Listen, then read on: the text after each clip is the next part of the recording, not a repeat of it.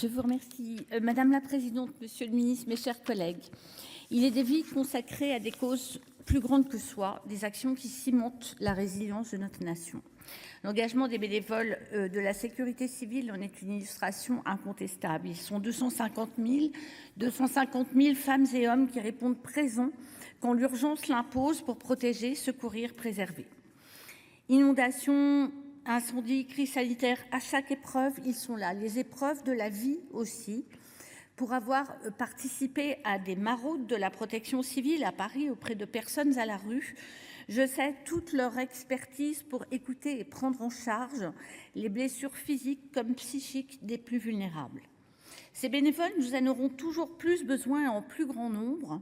Comme l'avait fait avant lui l'ouragan Irma à Saint-Martin, le cyclone Chido à Mayotte nous interpelle sur la dramatique insuffisance en matière de culture du risque chez de nombreux citoyens et sur toutes les difficultés à entrer en contact avec les populations les plus vulnérables à ces risques. Je parle de vulnérabilité géographique, mais aussi sociale ou culturelle. Mieux reconnaître et faciliter l'engagement des bénévoles des associations agréées de la sécurité civile, faire confiance à leur expertise de terrain, à leur proximité avec la population, c'est se donner les moyens de faire vivre cette solidarité en action.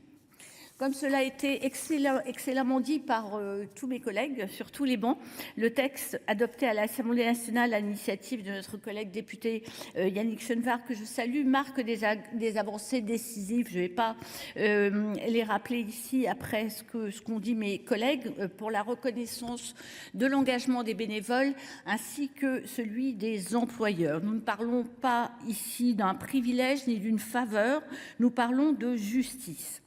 Il me semble qu'il faudra également à nouveau évoquer des dispositions qui n'ont pas été adoptées à l'Assemblée nationale, comme le renforcement du modèle économique des associations agréées de sécurité civile ou une meilleure défiscalisation des dons. Le Beauvau de la sécurité civile, vous l'avez dit, doit reprendre ce débat crucial. Un projet de loi nous est présenté rapidement. Nous serons très exigeants pour nous montrer à la hauteur de l'engagement et des compétences de nos bénévoles. Monsieur le ministre, à l'heure de la multiplication et d'une aggravation des risques, je compte aussi sur le Beauvau de la sécurité civile pour accomplir des progrès décisifs en matière d'implication citoyenne. La loi du 13 août 2004 que nous avions voulu avec Jacques Chirac avait affirmé un principe essentiel. La sécurité civile est l'affaire de tous, c'est l'affaire de chaque citoyen. 20 ans après, nous n'y sommes pas du tout.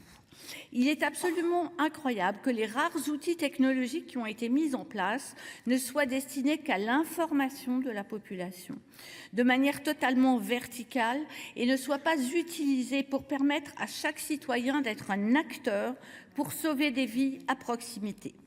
Nous connaissons tous l'application Sauve Life qui permet à tous ceux qui sont inscrits d'être bipés et d'intervenir si quelqu'un fait un arrêt cardiaque à proximité.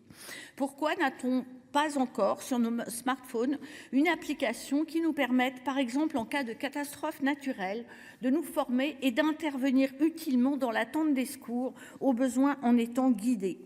N'ayons pas peur de faire de chaque citoyen un acteur, à condition d'avoir les bons outils et les bonnes méthodes. La participation de tous, ça n'est pas désorganiser la sécurité civile, c'est au contraire en démultiplier la puissance.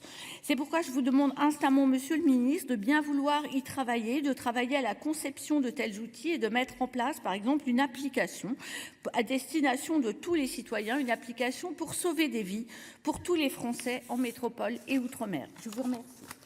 Merci, chers collègues.